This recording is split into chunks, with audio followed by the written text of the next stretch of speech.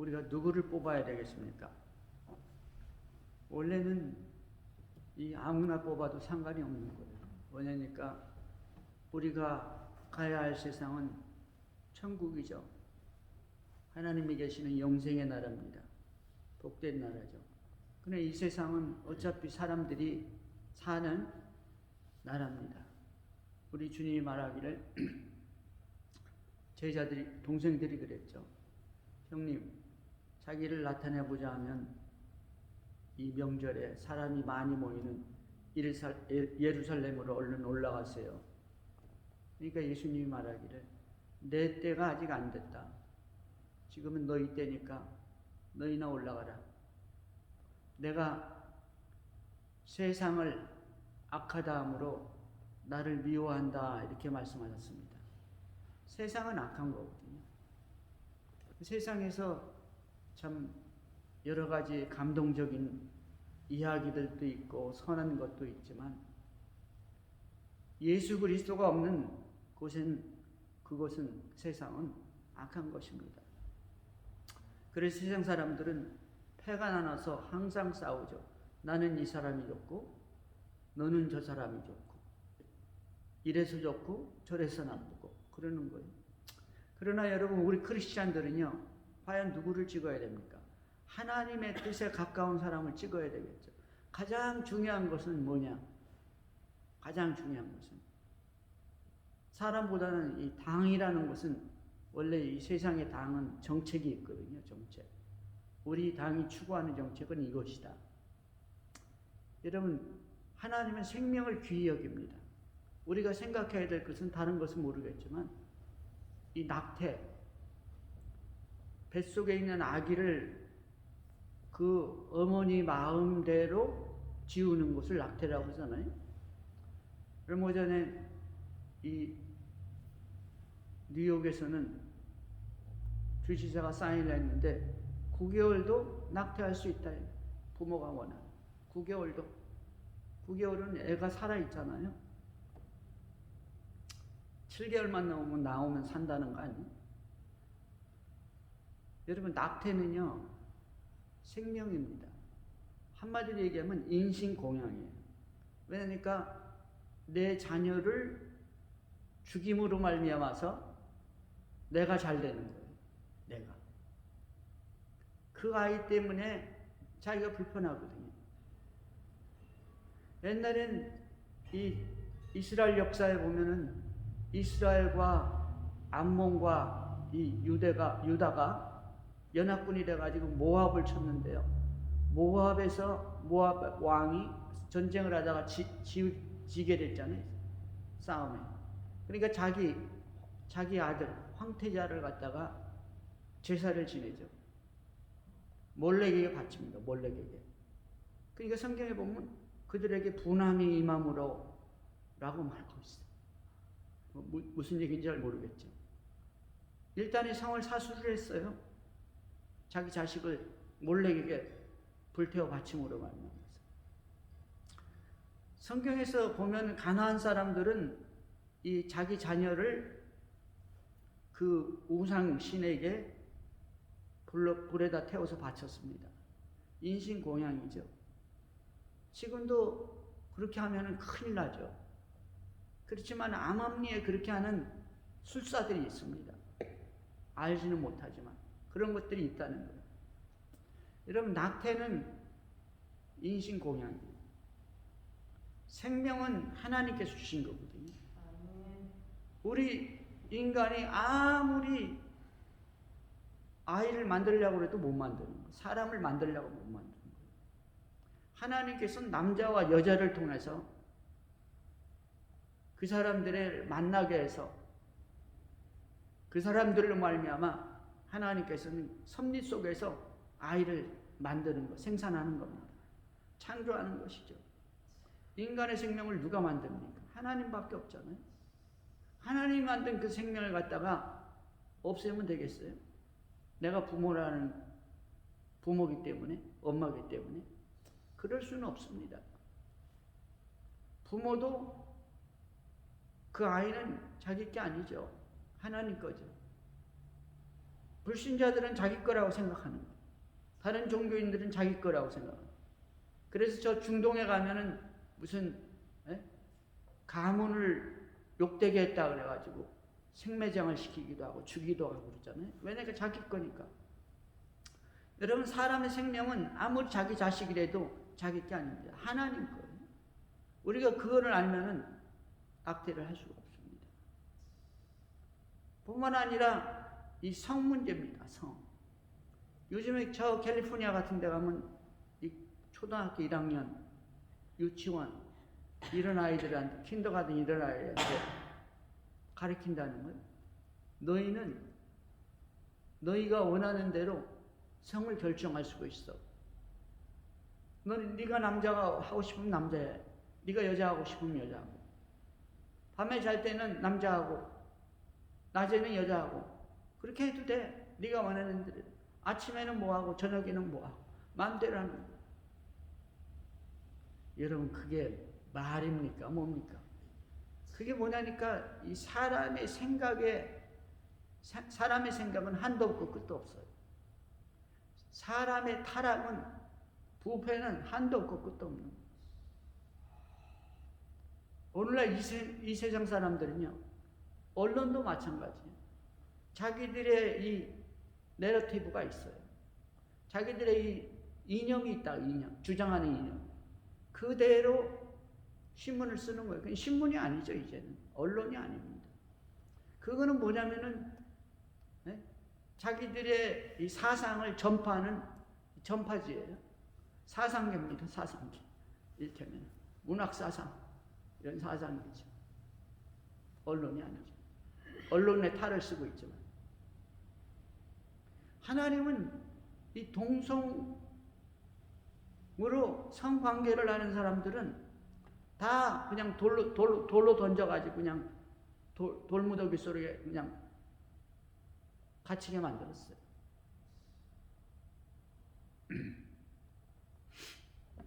하나님을 모르면은 무슨 생각을 못하고 무슨 짓을 못합니까?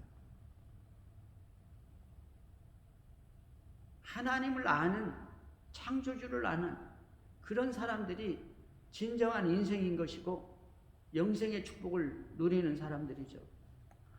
진정한 인간의 가치가 있는 사람들입니다. 여러분, 우리가 이 세상을 볼 때요, 미국뿐만 아니라 유럽, 우리나라, 한국도 마찬가지죠. 볼 때 이 세상은 사람들이 뭐랍니까? 세상 말세다 그러더니 점점 종말을 향해서 다가가고 있어요. 거의 다 끄트머리 왔습니다. 성경적으로도 그렇고 세상적으로도 그래요. 점점 세상 끄트머리에 와 있어요. 제자들이 묻습니다. 주님, 언제 주의 임하심과 세상 끝에는 무슨 징조가 있겠습니까? 언제 이런 일이 있겠사오며 또 주의 임하심과 세상 끝에는 무슨 징조가 있겠습니까? 이 무슨 말입니까? 주의 임하심과 재림입니다. 주님이 다시 오십 재림과 세상 끝 종말에는, 재림과 종말 때에는 무슨 징조가 있겠습니까? 무슨 사인이 있겠습니까? 이 말이죠.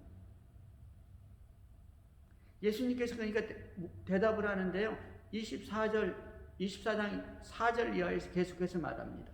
너희가 사람의 미혹을 받지 않도록 조심하라. 많은 사람이 내 이름으로 와서 말하기를 나는 그리스도라 하여 많은 사람을 미혹하리라. 난리와 난리의 소문이 듣겠으나 너희는 삼가 두려워하지 말라. 이런 일은 있어야 돼. 아직 끝은 아니니. 수많은 사람이 내가 그리스도라고 합니다. 오늘날 우리나라에도 얼마나 많은 그리스도가 있어요. 지금도 있잖아요. 지금도 무슨 신천지? 무슨 안상홍 중이네. 안상홍이 죽으니까 그 부인이 이제는 뭐라니까? 내가 하나님 어머니다. 하나님 어머니. 그래도 그 많은 사람들이 다 따라다녀요. 묘한 일이죠. 성경 갖고 성경 읽으면서도 그래요. 이단의 영입니다. 이단의. 수많은 사람이 그리스도라고 그러죠. 난리와 난리의 소문이 있죠. 여기서 난리는 뭐냐니까 수많은 이 테러가 일어나고 있죠. 이 시대에. 두려워 말라. 아직 끝은 아니다. 민족이 민족을, 나라가 나라를 대적하여 이르겠고 전쟁입니다. 전쟁들이 일어나죠. 작은 전쟁, 큰 전쟁, 수많은 전쟁들이 일어나요. 곳곳에 기근과 지진이 있으리니 끊임없는 기근은 끊임없이 있죠. 아프리카, 중동, 난민들, 이북에 지진, 쉬지 않고 지진이 일어나고 있습니다. 그러나 이 모든 것은 재난의 시작이다. 아직 끝은 아니라는 거죠. 하면서 계속해서 이 사인들이 나오는데 결정적인 사인은 말씀하지 않습니다. 근데 결정적인 사인 두 가지를 말씀하고 있죠. 오늘 마태복음 24장에서는요. 재림의 때와 징조에 대해서 역사상에 한 번도 없었던 단 한 번밖에 일어나지 않을 두 가지 사건에 대해서 말씀하고 있습니다. 오늘 우리는 바로 이 두 가지 사건에 대해서 생각해 보고자 합니다. 첫째는 마태복음 24장 32절에 보면 무화과 나무의 비유를 배우라.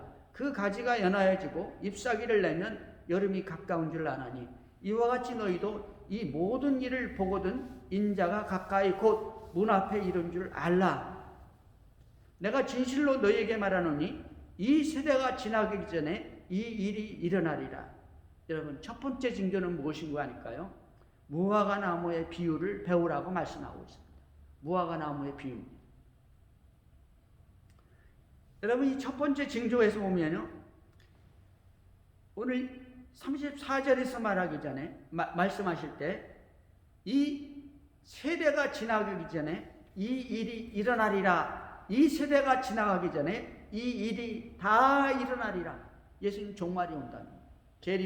재림하신다는 겁니다. 자, 이 일이 무엇입니까? 오늘 우리 주님께서는 이 무화과 나무에 대해서 말씀하고 있고 이 비유를 배우라고 말씀하고 있습니다. 그 가지가 연해지고 잎사귀를 내면 여름이 가깝다. 이와 같이 너희도 이 모든 일을 보거든. 이런 무화과 나무 해마다 나는 건데 그것을 보거든 인자가 가까이 곧 문 앞에 이른 줄 알라. 해마다 그럴 수 있어요? 그렇지 않습니다. 무화과 나무라고 말하지 않고 무화과 나무의 비유라고 했잖아요. 무화과 나무는 이스라엘의 나무입니다. 이스라엘을 상징하는 나무예요.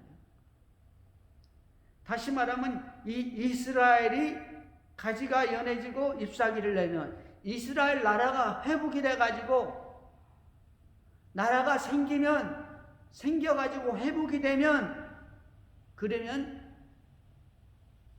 때가 가까운 줄 알아요. 이 이스라엘이 회복되는 것을 보면 주님의 재림이 가까운 것을 알아라 라고 말씀하고 있는 것입니다. 이 세대가 지나가기 전에 다 이루리라. 여러분, 무화과 나무는 이 이스라엘 상징하죠. 우리가 다 알고 있습니다. 성경에서 그렇게 말씀하고 있고요. 여러분, 과연 우리는 세상 끝에 살고 있습니까? 이스라엘은요, 성경에 보면은 AD 70년에 망했습니다. 다니엘이 그대로 예언을 했어요. 그것을 이미 다니엘서 9장에 보면 AD 70년에 디도 장군이 와가지고 이스라엘을 다 쓸어버렸죠. 끝장을 내버렸습니다. 돌 하나도 돌 위에 남지 않고 다 쓸어버렸어. 다 죽이거나 다 포로로 끌어갔어. 근데 놀랍게도 2000년 가까이 돼서 1900년이 쯤 돼가지고 어떤 일이 일어나요? 1948년에 이스라엘 나라가 바로 그 땅에, 자기들이 살던 그 땅, 약속의 땅에, 팔레스타인 땅, 그 가나안 땅에 이스라엘의 국기를 뽑았어요. 다윗의 별을 꼽았습니다. 그리고 이스라엘의 독립을 선언한 거예요. 이스라엘이 생긴 것이죠. 이스라엘이 1948년에 회복되고 벌써 70년 가까이 됐어요. 68년이 됐습니다. 여러분, 우리 주님이 말씀하죠. 내가 진실로 너희에게 말하노니 이 세대가 지나가기 전에 이 일이 다 일어나리라. 이 시대가 뭡니까? 예수님이 말한 그 시대인가요? 그 시대는 이미 지나갔죠. 그럼 이 시대가 뭡니까? 이스라엘 나라가 회복된 시대입니다. 바로 오늘날 우리가 살고 있는 이 시대를 말하는 거예요. 이 시대가 끝나기 전에 this generation, 이 세대가 끝나기 전에 반드시 이 일이 이루어진다고 말씀하고 있죠. 두 번째 징조는 무엇이냐? 두 번째 징조는요, 마태복음 24장 15절에서 이렇게 말합니다.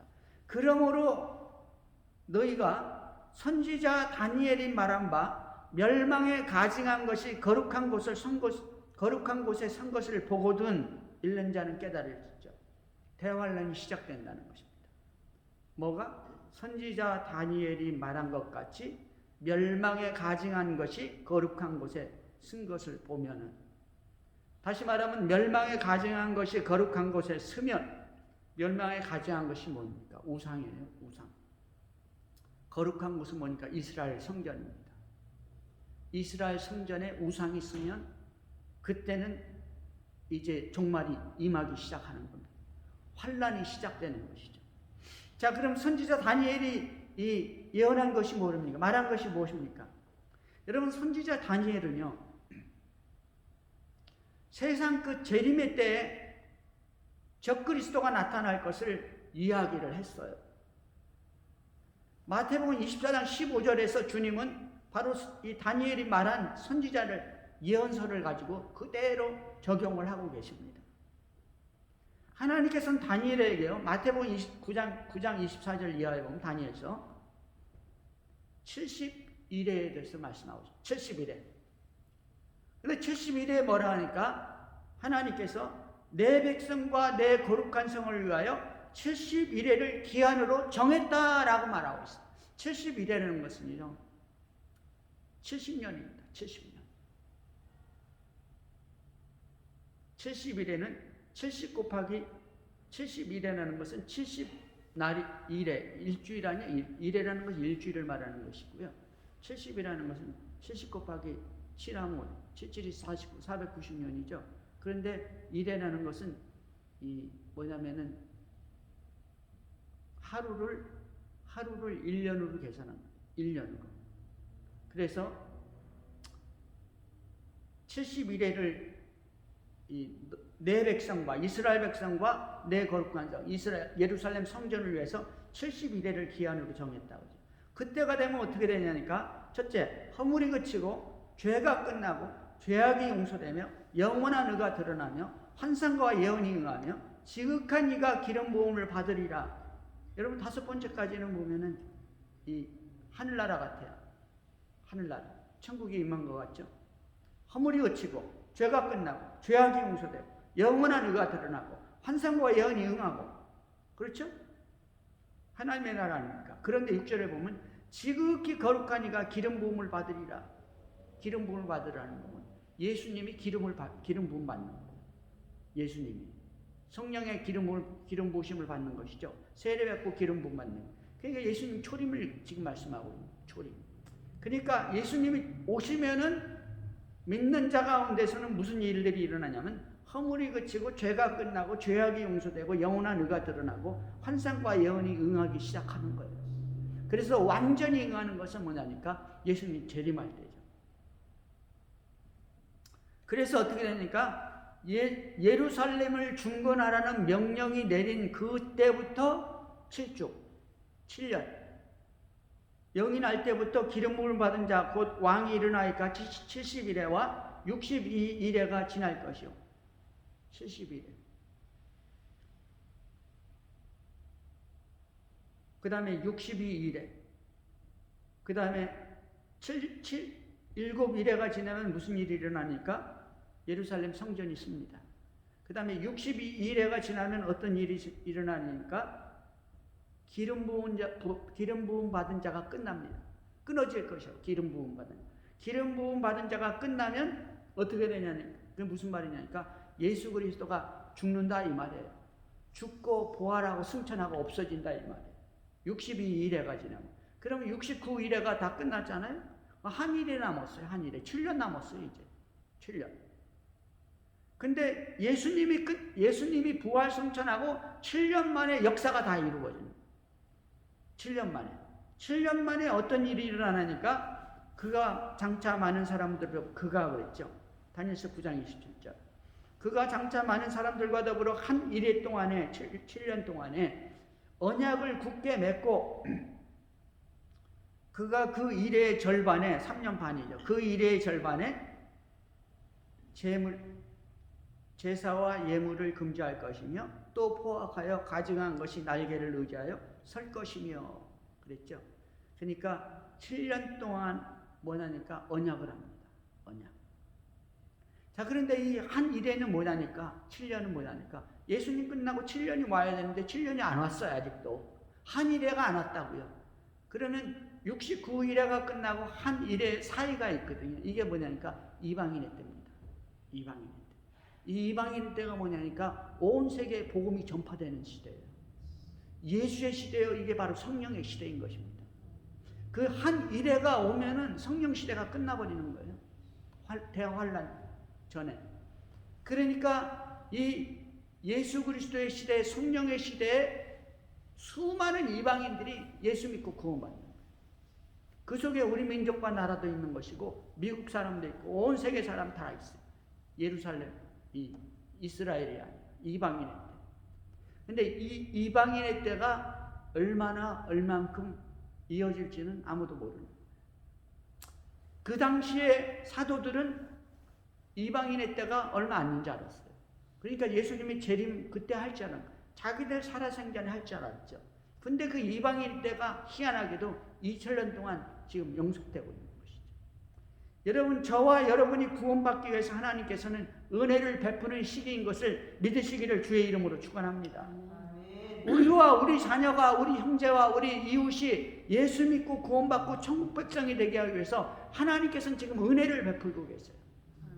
주님께서는 그 사이에 뭐라고 했습니까? 너희는 온 천하에 다니며 복음을 전파하라고 그랬어요. 한 이래가 오기 전에. 여러분, 그렇습니다. 한 이래가 오면요 언약을 맺습니다. 이 언약이 무슨 언약인지 모르지만 이 언약이 무슨 언약이냐면 평화의 언약입니다. 온 세상에 평화가 왔다. 온 세상에. 우리 이제 평화. 이제는 전쟁이 없다. 세계적인 위대한 지도자가 씁니다. 그리고 그 지도자가 예루살렘 성전을 장악하는 거예요. 예루살렘 성전이 아직 없잖아요. 근데 문제는 반드시 예루살렘 성전이 쓰게 돼 있다는 거예요. 지금 어떻게 중동 땅의 평화가 슬슬 무르익죠. 슬슬 무르익고 있죠. 상황만 되면 이스라엘 사람들은 예루살렘 성전 세웁니다. 그곳에다가. 지금은 세울 수 없잖아요. 세우면 전쟁이 나니까. 상황만 되면 전쟁이 세우는 거. 이 성전을 세우는 거. 그것이 얼마 안 남은 거죠. 이 성전을 세우기 위해서 그 많은 건축 자재와 돌들과 그리고 성전이 있으면 제사를 드리려고 붉은 암송아지까지 다 준비되어 있어요. 모든 것이 준비되어 있습니다. 여건만 되면 성전을 세우는 거예요. 성전 세우면 세계 평화의 왕이 있습니다. 세계 지도자가. 그러면 3년 반 동안은 평화인데 3년 반은 대환란이 일어납니다.